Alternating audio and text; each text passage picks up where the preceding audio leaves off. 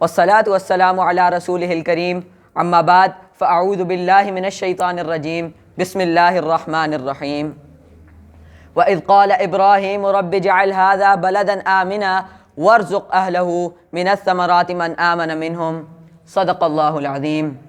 جناب صدر، معزز مہمانان گرامی، اساتذہ کرام اور میرے عزیز ساتھیوں، السلام علیکم ورحمۃ اللہ وبرکاتہ۔ حاضرین اکرام، آپ بخوبی آگاہ ہیں کہ جب آپ صلی اللہ علیہ وآلہ وسلم کی ولادت باسعادت ہوئی تو اس وقت ان کے گرد و پیش کے کیا حالات تھے۔ مولانا الطاف حسین حالی نے ان حالات کا نقشہ کچھ یوں کھینچا ہے۔ کہیں تھا مویشی چرانے پہ جھگڑا، کہیں تھا مویشی چرانے پہ جھگڑا، کہیں پہلے گھوڑا بڑھانے پہ جھگڑا، کہیں تھا پہلے گھوڑا بڑھانے پہ جھگڑا، لبے جو کہیں آنے جانے پہ جھگڑا، کہیں پانی پینے پلانے پہ جھگڑا، یوں ہی روز ہوتی تھی تکرار ان میں، یوں ہی چلتی رہتی تھی تلوار ان میں۔ ایسے میں رب کائنات نے آپ صلی اللہ علیہ وآلہ وسلم کو وَمَا أَرْسَلْنَاكَ إِلَّا رَحْمَةً لِّلْعَالَمِينَ کا خطاب دے کر بھیجا۔ مفاسد کو زیر و زبر کرنے والا، مفاسد کو زیر و زبر کرنے والا، قبائل کو شیر و شکر کرنے والا، نکل کر حرا سے سوئے قوم آیا اور ایک نسخہ کیمیا ساتھ لایا۔ اور پھر محسن انسانیت صلی اللہ علیہ وآلہ وسلم اور ان کی تیار کردہ ٹیم کی پہم کاوشوں سے چند دہائیوں میں ہی ظلم و ستم، فتنہ و فساد اور غلامی کی زنجیروں میں جکڑی ہوئی انسانیت نے امن و امان، خوشحالی اور ترقی کا وہ دور دیکھا جس کی کہیں مثال نہیں ملتی۔ امن و امان کا ایسا دور دورہ ہوا کہ صنعاء سے حضرموت تک تنہا عورت رات کی تاریکی میں سینکڑوں میل کا سفر کرتی اور اسے اللہ کے سوا کسی کا ڈر نہیں ہوتا۔ خوشحالی اور ترقی کا یہ حال تھا کہ لوگ زکوٰۃ لے لے کر پھرتے تھے لیکن کوئی ضرورت مند نہیں ملتا تھا۔ پھر چشم فلک نے یہ دیکھ لیا کہ نصف صدی کے اندر اندر معلوم دنیا کے گوشے گوشے میں علم و تحقیق کے چراغ روشن ہونے شروع ہو گئے۔ محترم صدر مجلس، اس عظیم انقلاب کے نتیجے میں نمودار ہونے والے ورلڈ آرڈر کے قیام میں اسلام کی جامعہ تعلیمات کے ساتھ ساتھ امن و امان کے قیام اور محبت اور رواداری کے فروغ کے ساتھ ساتھ ہر اپنے اور پرائے کی جان، مال اور عزت کی حفاظت کی ضمانت نے بھی بنیادی کردار ادا کیا۔ اور کیوں نہ ہو، قرآن اور سنت کا پیغام تو ہے ہی امن اور رحمت کا۔ رسول اکرم صلی اللہ علیہ وسلم نے اپنے جسم اطہر کو لہو لہان کر دینے والے اہل طائف کے لیے رحمت کی دعا مانگی۔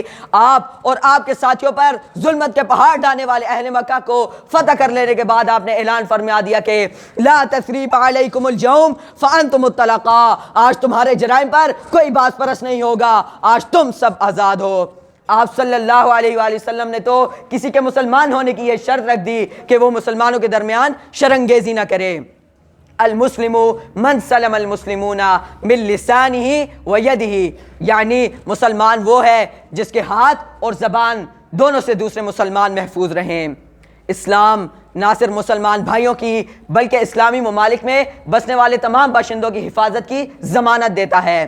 رسول اکرم صلی اللہ علیہ وسلم نے فرمایا، جس نے اسلامی ریاست میں بسنے والے کسی غیر مسلم کا قتل کیا وہ جنت کی خوشبو بھی نہیں سونگھ پائے گا، بلکہ اس حد تک تاکید کی گئی من آذى الناس آذى اللہ، جس نے انسانوں کو اذیت پہنچائی گویا اس نے اللہ کو اذیت پہنچائی۔ عزیز ساتھیوں، قصہ مختصر یہ کہ تاریخ میں اتنی طویل مدت کی اسلامی حکومتیں اس حقیقت کی گواہ ہیں کہ انہوں نے ظلم و ستم کی بجائے عدل اور انصاف کو اپنا شعار بنایا اور اپنے ملک میں بسنے والے باشندوں کو بلا تخصیص مذہب و ملت کے ایک نگاہ سے دیکھا اور ان کے ساتھ کسی طرح کا امتیاز رویہ نہیں رکھا۔ پورا خطہ عرب گزشتہ 14 صدیوں سے عربوں کے زیر لگی ہیں اور وہاں کم و بیش 2 کروڑ غیر مسلموں کی موجودگی اس حقیقت کا غماز ہے کہ مسلمانوں نے اسلام کی ترویج کے لیے کبھی ظلم و ستم کا سہارا نہیں لیا۔ لیکن جناب صدر، عالمی استعمار آج بھی قوت کے ذریعے قوموں کو تسخیر کرنے کے لیے اپنے ہاتھ خون سے رنگین کر رہی ہے، لیکن ان سے تو کوئی گلہ نہیں کیونکہ ان کا ازل سے یہی استعمار رہا ہے۔ لیکن میں حیرت میں ڈوب جاتا ہوں جب دین کے پیروکار لا اکراہ فی الدین کے پیغام کو نظر انداز کر کے خون ریزی کے ذریعے اسلام کی خدمت کے دعوے دار بن جاتے ہیں۔ میرے عزیز ساتھیوں، ابراہیم علیہ السلام کی اس دعا سے ہمیں اس قانون فطرت کا پتہ چلتا ہے کہ قوموں کی ترقی امن کے بغیر ناگزیر ہے۔ تو آئیے شہدائے اے پی ایس کے یوم شہادت پر ہم اس بات کا عہد کریں کہ ہم امن کے پیغام کو عام کریں گے اور خود کو تعلیم کے ہتھیار سے لیس کر کے ملک و قوم کی ترقی میں اہم کردار ادا کریں گے۔ والسلام علیکم ورحمۃ اللہ۔